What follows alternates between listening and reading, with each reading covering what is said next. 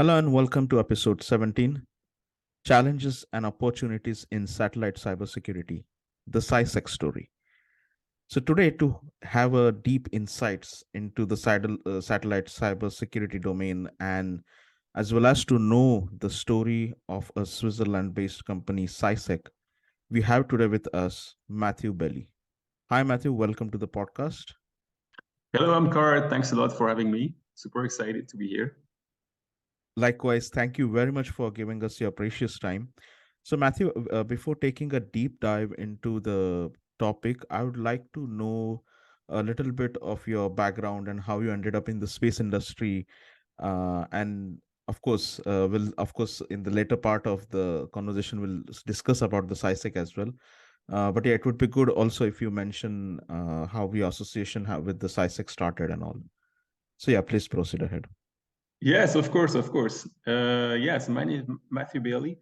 I'm an engineer by training, like most of the space people, let's say. I studied in material science, and I worked in the space industry quite a bit extensively, especially on mechanisms and structures. So very close to my educational training. And I just got interested in 2018 in cybersecurity, and then yeah, we'll talk about it later. But just realized it was going to become a major concern for the industry, and joined the CySEC journey back then, which is now a big part of the space ecosystem. Thank you very much. I think, yeah, as you mentioned, it is really true that since 2018 or even before, I mean, the satellite cybersecurity is something that uh, the industry never really gave that much importance to it as much as it gives to the other upstream level market technologies.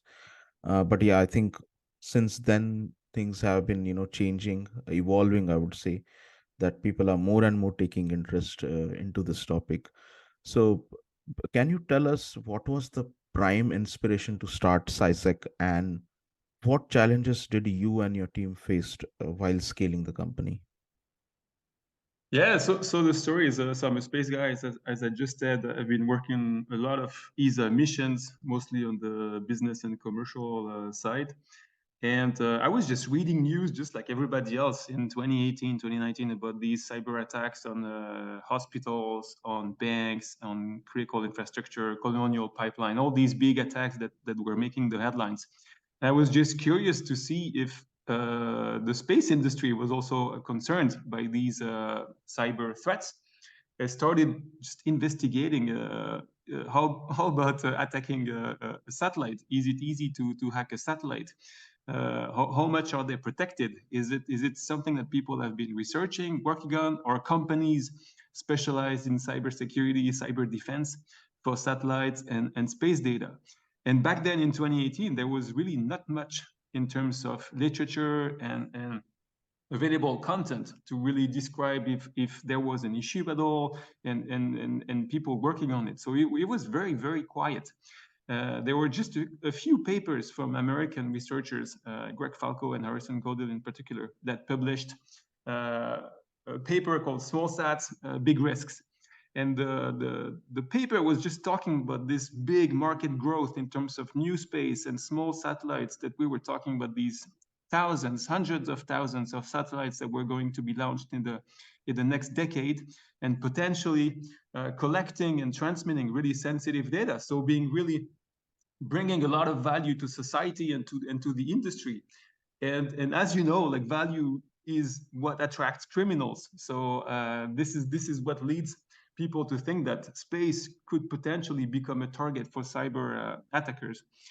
And realizing that, then it just started to look and interview business partners to ask whether or not cybersecurity was a concern for them, typically new space, small sat operators. And I quickly realized that yes, it was becoming a concern, because customers, investors, partners, people were starting to ask questions.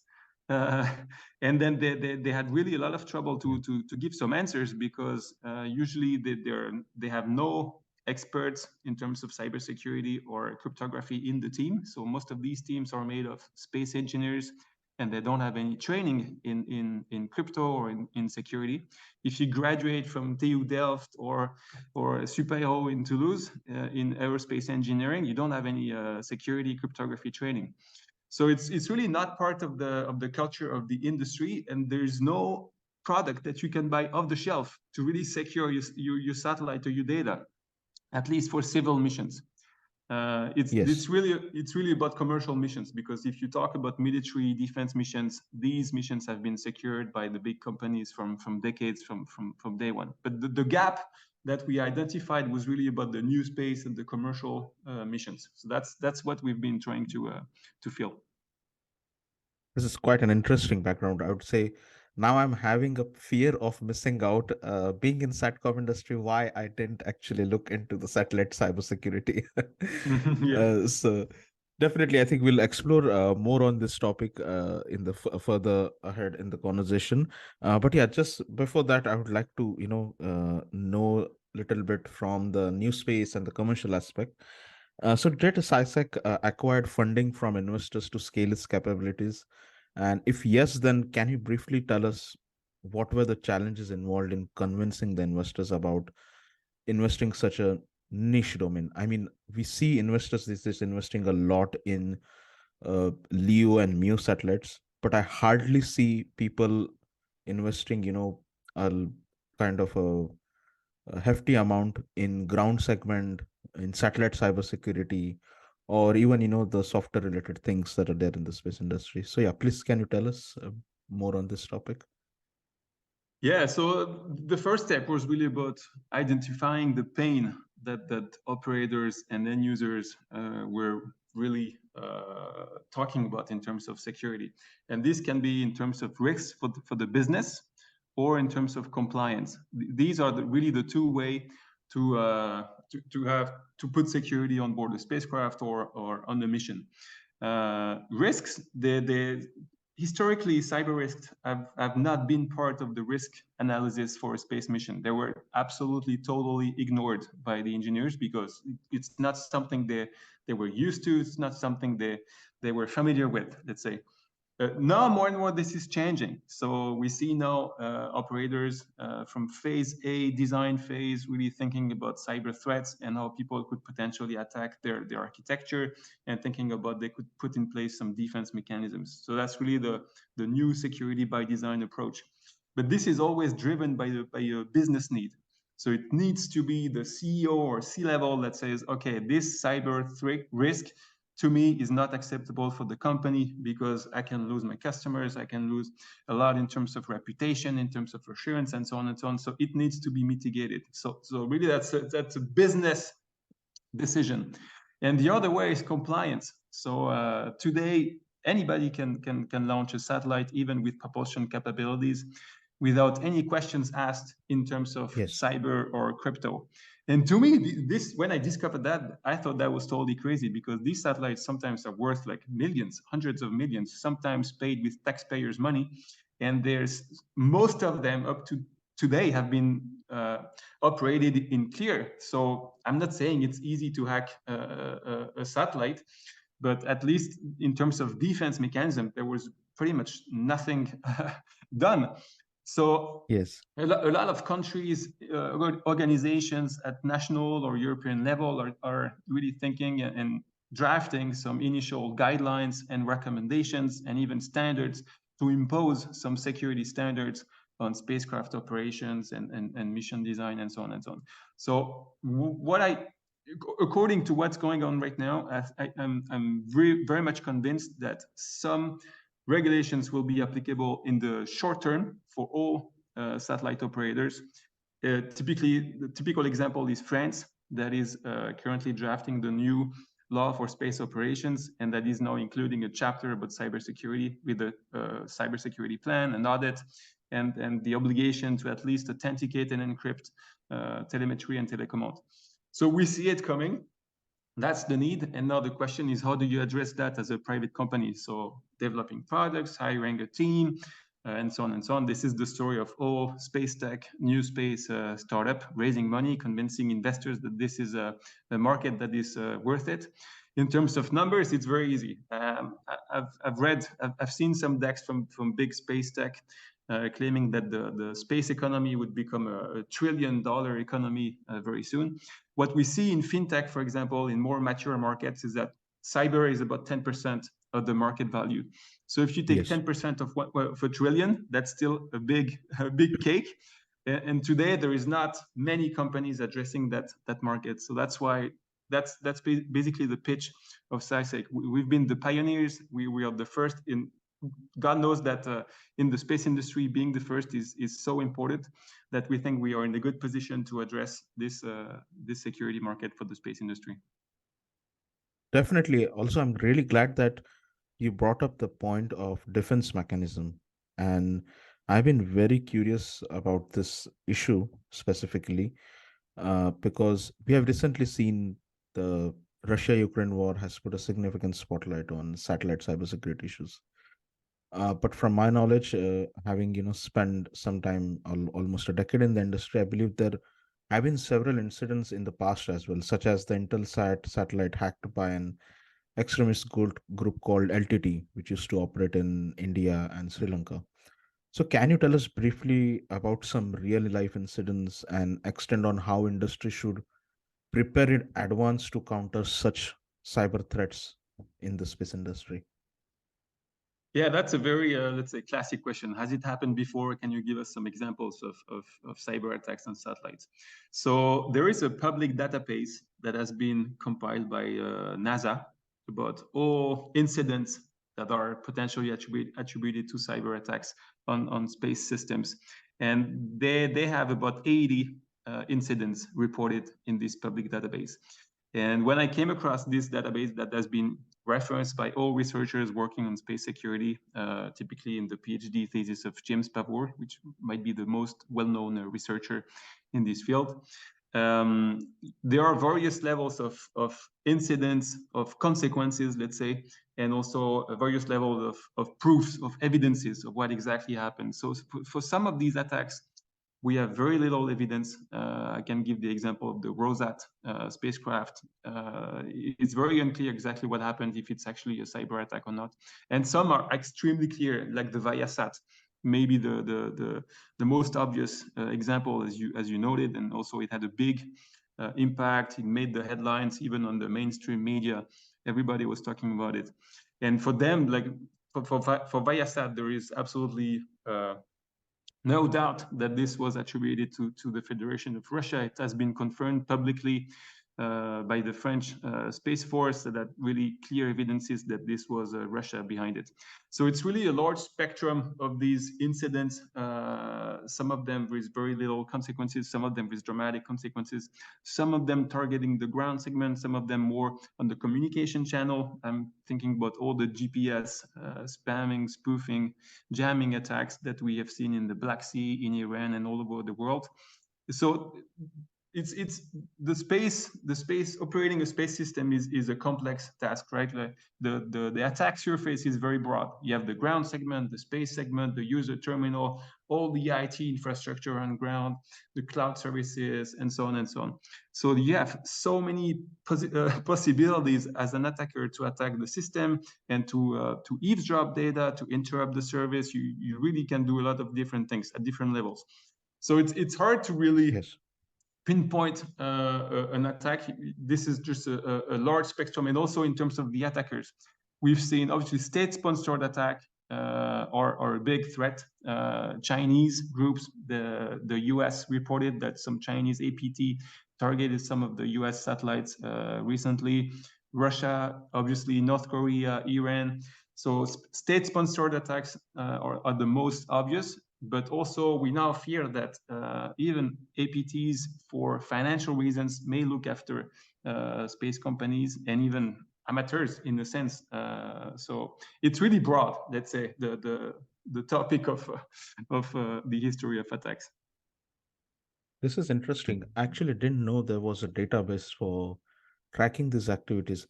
Maybe Matthew, after the podcast, maybe you can just let me know if there is an such open source links similar to it, and I can actually add it to the description of the podcast, because Mhm. my podcast is actually meant to, educate the industry leaders, but also along with that, help the students and research scholars as well, to Mhm. kickstart or, kind of uh, have them, embed a curiosity about some unique topics. So yeah, it will be great if you can just Yeah, send me the link later on. That would be great. Yeah. of course. Yeah. Yeah. Thank you. So, proceeding ahead, from your perspective, what does the supply and demand picture look like in the satellite cybersecurity domain? And is it affecting the military and commercial space tech markets? So let's say that if I draw the kind of the big picture, so in the commercial space segment, so new space, I would say that most of the operators today have little or very little or zero expertise in terms of cybersecurity. So they're looking for really basic building blocks to do at least the bare minimum in terms of cryptography on board and on ground. Some of them are more advanced because a lot of these companies are now looking at sending missions for dual use applications. And as soon as you get an MOD or DoD client in the loop, then you get security requirements and specifications, and it's a totally different story. So we see a lot of new space operators coming back to us and asking us to help them because they want to address this new defense market. So that's kind of the picture today. And also, as I said, like on the military defense side, this is a lot more protected, obscure market that has been around for decades and mostly addressed by the big companies with a very much old space fashion in the sense that it's certified, qualified, hardware based with dedicated production lines, authorized personnel only, a lot of certification and so on. So big development times, big budgets. It takes 10, 15 years to design a mission. And it's interesting to see that also MOD DODs that have been really using these types of approach are now considering new space, and they want to benefit from the agility of new space missions, but they also want to have a trade-off in terms of agility and security. And this is exactly where we think we can help. It's to find that compromise, that trade-off, where you can have a decent level of security but still benefit from all the innovations that were brought by new space players. Right. Yeah, I think this is quite interesting in the sense that the new space companies are involved now a lot. As But yeah, as you said, from the military side, it is something that the big companies or the big players should step in and start possibly navigating across this sector. So my next question is just kind of a follow-up one, I would say, to the answer that you just provided. We have seen currently there are a lot of companies coming up in the space industry. I mean, literally any civilian on this planet now can, if he or she has an appreciable amount of funds, they can come and start their own space company, launch a satellite, or possibly provide any other kind of services. So from this perspective, do you think like small businesses and startups should give priority to satellite cybersecurity? Yeah, that's really let's say personally and also with CySEC, we're really big advocates for security by design. And I always repeat to the new space companies that come to us asking for help in terms of security that they have a unique chance. It's a unique opportunity to make it right from day one. When you start from a blank page, you say, okay, I'm a new space. I got this interesting business idea. If I can collect these data, a lot of people are ready to pay for it. Well, when you start designing the mission, the spacecraft, the ground segment, this is the chance to make it right from the beginning. And it's going to help you save so much money, so much effort afterwards. And we see it with companies that are more mature with flying satellites. It's a lot more difficult to patch, to fix things, to change it, to update, and so on and so on. It's a lot more costly. It's a lot more complicated. Doing it by design is really the way to go. And this is really what the message I'm trying to convey to this company. Don't screw it up. Make it right from the very beginning, even if it takes a little bit of an investment in terms of resources, in terms of budget. but it's worth it. And I guarantee that the level of cyber threat on space systems is not going down. It's going up. So it's going to help you in the future for your company to make it more robust and more trustable in a way for the market, investors and customers included. I agree with this fact that the cybersecurity threats are not going down; it's really going up. And I believe rather than taking a big blow, taking down all the infrastructure which happens when the cyber attacks happen, the company should really take care from the scratch itself when they are starting up. So, Yeah. with respect to this only, like CySec's work in the industry is highly appreciated across Europe. As I mean, I have been seeing CySec since it started in 2018. But is CySec also looking to expand its business in other parts of the world? Yeah, that's a good question because when I started looking into the space cybersecurity topic, I realized in 2019, 2020 that the US market was a little bit more mature than Europe, in the sense that politically speaking, the Americans were more familiar with having a smaller overlap between commercial and defense. So a lot of US space companies are serving both the government and also commercial players. So they tend to be more familiar and more aware in terms of cybersecurity. And also Trump was the one to create the US Space Force, which then a lot of other countries imitated right after, France, Germany, and so on. So they tend to be more aware, more mature, which means it's a bigger market for any company. So definitely looking at the American market. Europe is a young market in terms of security, but it's growing, and we see it also with the big projects like Highway Square, which is like the term security is in the name of the constellation. So that really Yes. that tells everything, that now when you build the constellation, it has to be secure by design. It's in the name of the Yes. constellation. So I think it's going to be inevitable for every single player, even in Europe, to embed security. So again, we just see it growing and growing. Yes, definitely. I think it is very necessary. And there are like countries like Australia, India, UAE as well, which are coming up. But I believe, in terms of course, the scale, they still have to achieve the things. But there also, I think, needs some kind of education that should be imparted to the space industry in these countries. So, do you think the space industry in general is now well educated about cybersecurity issues? Also, can you extend a bit on what efforts are taken by CySec to put spotlight on satellite cybersecurity issues? I mean, in terms of outreach and education of the cybersecurity issues. Yeah, education is a big topic because, as we realized, you cannot sell security products to companies that don't understand the risks. So, as I Yes, said at the beginning, if you have only a team of space engineers that have no idea of what a hacker or an attacker can do on their systems, and these guys are creative and they can do a lot of harm, then they're not willing to put an additional software or piece of hardware to protect their systems. They're just gonna see it as a risk to the mission, as opposed to seeing it as a contribution to the mission success, because it prevents cyber attacks on the system. So education is absolutely key, and we realized this very early on.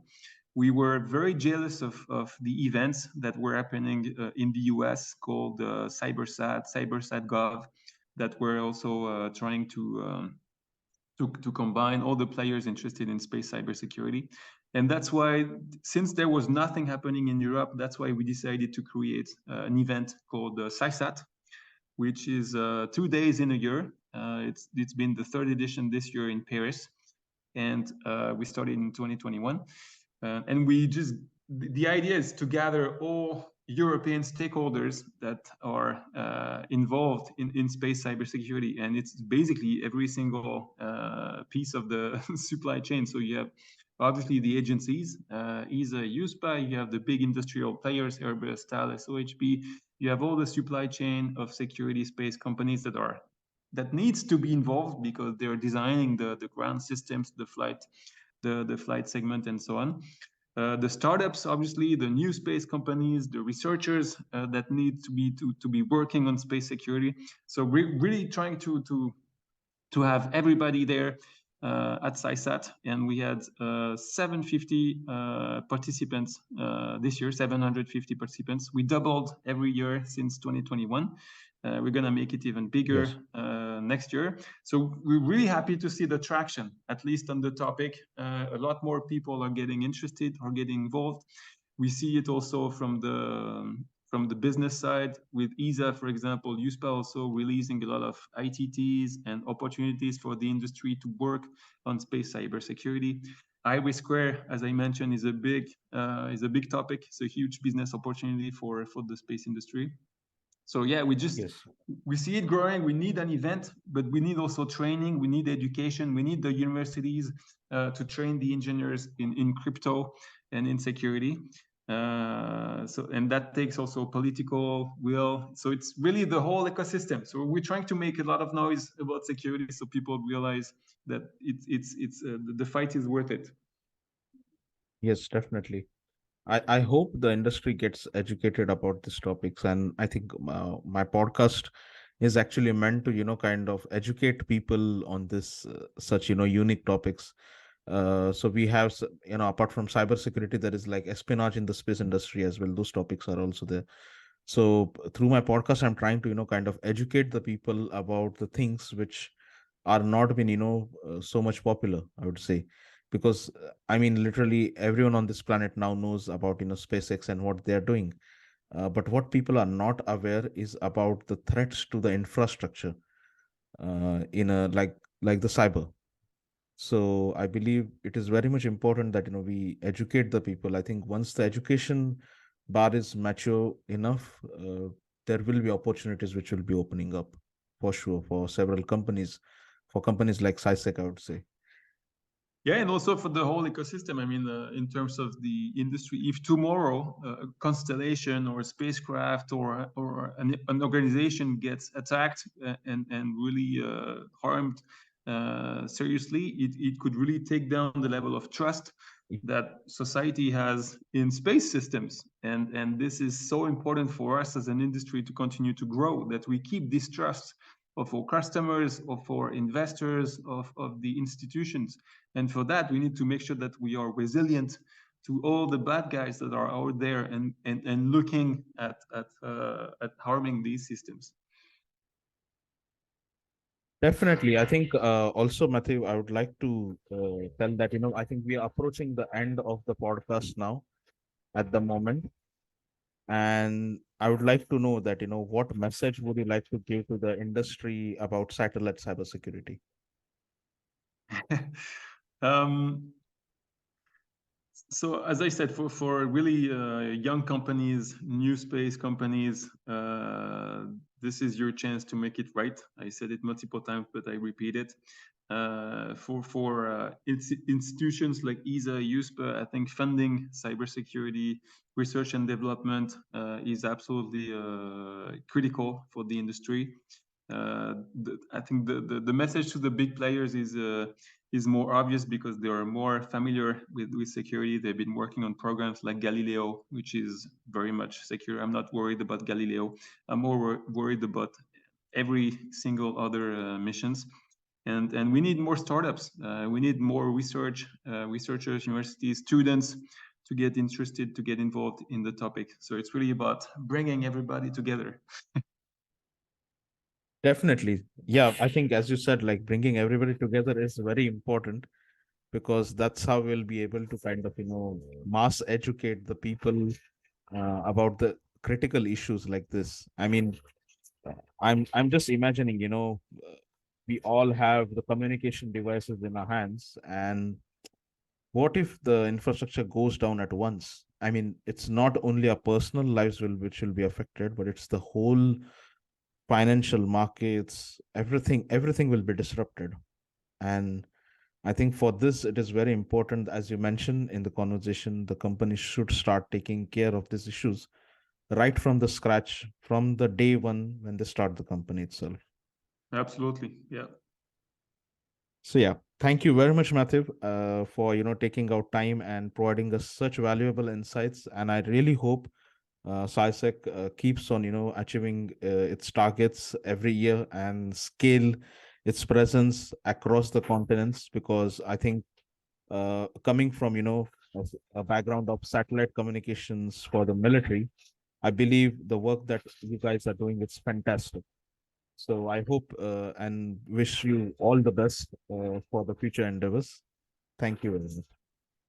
Yeah, thank you so much, Amkar, for having me and also for contributing to raise awareness about the topic of security. So we need people like you also to voice it and to help us spread the word. So thank you so much for having me this morning. Yes.